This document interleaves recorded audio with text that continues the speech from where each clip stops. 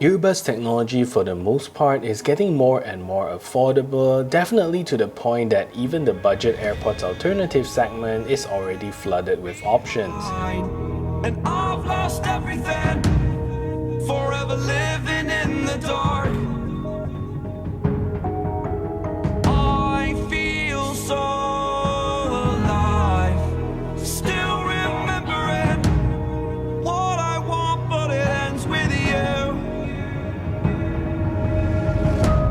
Candlelight has gone out, some will win and some will lose, nothing much else. Today we're taking a look at Mpow's version of the Airpods Alternative and to see if they have what it takes to make a budget-friendly and good Airpods alternative. Welcome to a review of the Mpow MX3. Hello, my name is Sean and welcome back to my channel. If you're new here, I do a lot of tech reviews as well as unboxing, and if that is something that interests you, do consider subscribing to his channel, leave a thumbs up on this video as well as share this video to all your friends around. And with that said, let's get on with a review of the Mpow MX3. So today's review unit was sent over to me by Mpow for review, and although they have sent me these earbuds, I will still be sharing my honest opinion. The earbuds retails for about US 25 and that's about 70 Malaysian ringgit, so we're directly competing with the likes of the QCY T7, the T8, and also many other budget options like Huawei and Lenovo. So if you're interested in getting these earbuds, do check out my links below. I actually really like the build quality of these earbuds, and although this is priced at a cheaper price point, I think the quality of the product is pretty solid. The case is made of a matte white finish and the materials are those that would withstand scratches really well, and you can feel that overall these are really solidly built. The top of the case you get the Mpow branding nicely etched into the case, and at the back you get a Type-C charging port, and when you plug it in, the LED in the front will also light up to tell you the battery percentage of the case. And speaking of the LEDs, I like it when the light will light up each side of the LEDs to tell you that which side is actually inside. So you have both left and right LEDs to tell you that they are detected and charging. The flat bottom of the case also hides a wireless charging coil, so you can put it onto any Qi certified wireless charger and it'll start charging up the earbuds.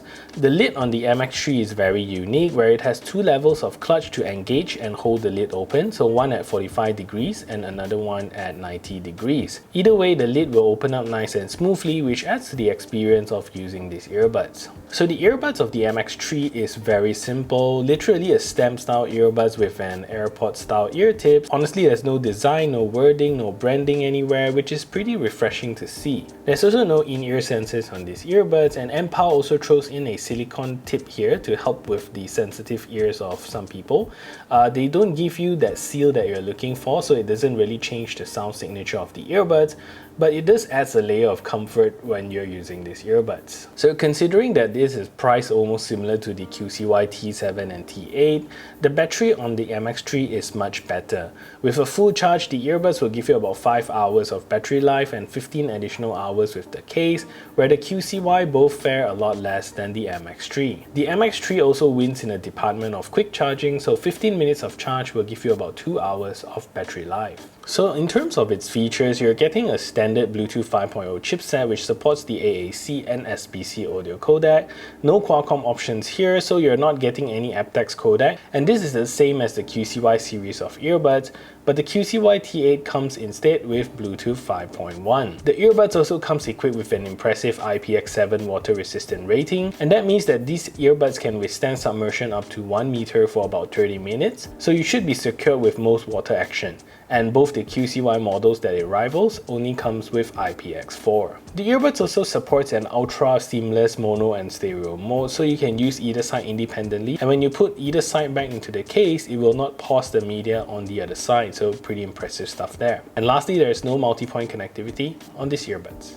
Sound quality on this is very bright and provides you with plenty of tweeter action that sometimes might be too ear-piercing in my opinion. And for most songs, I will stay well below 70% of volume just to avoid that ear-piercing experience. And I've tried pressing it into my ears and I'm not getting too much bass action out of these, so do take note that they won't provide you a dynamic listening experience. In terms of vocals, I think the MX3 still manages to project them pretty well and they seem to be tuned very forward. However, if you listen to music with lots of instruments, you start to hear them kind of jumble up in the background. So who do I think these earbuds are for? I would say that these earbuds are very suited for people who don't go into too much details tuning their earbuds and really just want something simple that they can put onto their ears and listen to some music, and they don't want to adjust or fumble around with any EQ settings. So these are very good out of the box earbuds for simple music listening.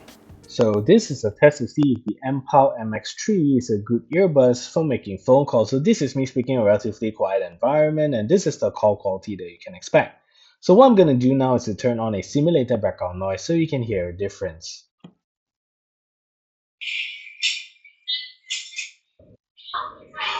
So now there's a simulated background noise playing in the background, and this is the call quality that you can expect from these earbuds.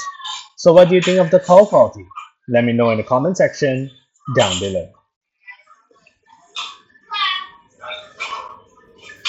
So latency on these earbuds are pretty standard, nothing too fancy, and resembles kinda the typical Bluetooth 5.0 performance, meaning you'll still get some latency when gaming, but nothing too terrible, and casual gaming is still pretty okay. Anyways, let's take a look at the latency performance of these earbuds.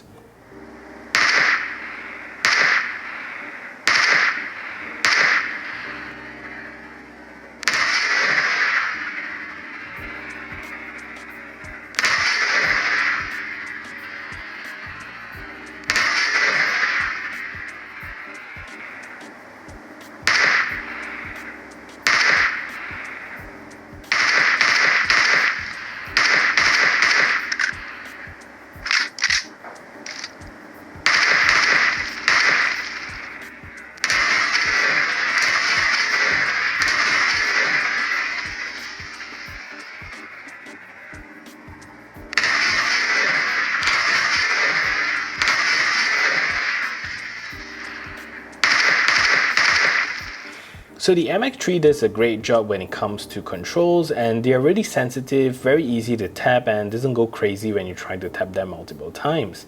So to increase the volume, tap and hold on the right earbuds and you will slowly increase the volume, and to reduce the volume, tap and hold on the left earbuds. So to play or pause media, double tap on either side of the earbuds and it will play or pause your media, straightforward.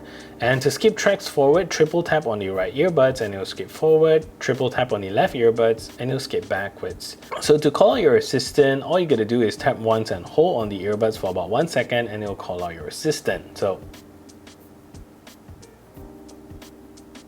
So there you go.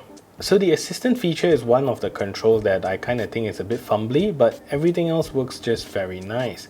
So apart from the assistant being a bit hard to call, I think the rest is pretty good. So in my opinion, these are starter earbuds that are okay for people starting out in earbuds and honestly just want something they can listen to music to without fancy features or app support. And if you want any of those, for that you probably want to check out the QCY T7 or T8. So that is it for this review. If you find this video helpful, smash that thumbs up button, share this video everywhere, and if you haven't yet subscribed, do consider subscribing, and I'll see you in the next video.